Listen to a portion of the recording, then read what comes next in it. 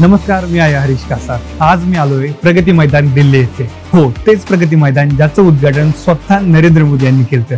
तर तुम्हाला प्रश्न पडला असेल, मी आज प्रगती मैदान दिल्ली येथे करतो काय? तर सांगतो.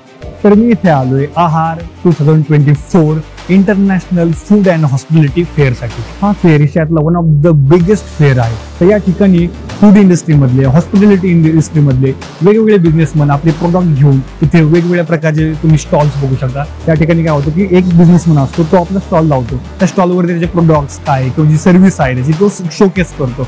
मग वेगवेगळे बिझनेसमन ते येतात, भेटतात, बोलतात, समजून घेतात.